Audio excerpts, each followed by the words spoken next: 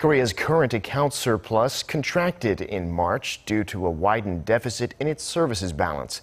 This comes on the back of a sharp decline in Chinese tourists, as well as a rise in the number of Koreans traveling overseas. Kim Min-ji has this report. Korea's current account surplus narrowed in March. The Bank of Korea says the country logged a surplus of over $5.9 billion, extending the surplus streak for 61 straight months. However, the March figure is down from over $10.5 billion posted in the same month last year.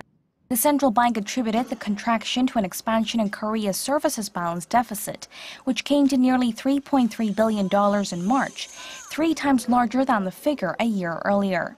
This was due mainly to a decline in Chinese tourists, as well as a rise in Koreans taking overseas trips.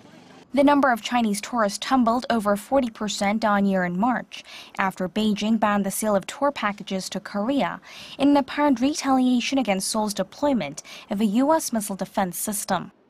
The number of Koreans who traveled abroad jumped nearly 24% to over 1.9 million.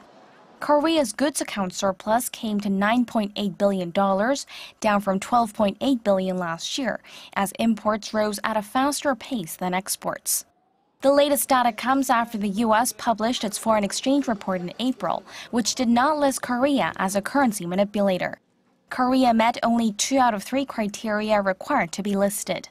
The country posted $28 billion in goods surplus with the U.S. last year, and its current account surplus accounted for 7% of its GDP. I believe trade issues with the U.S. can be solved through dialogue and cooperation with the Trump administration.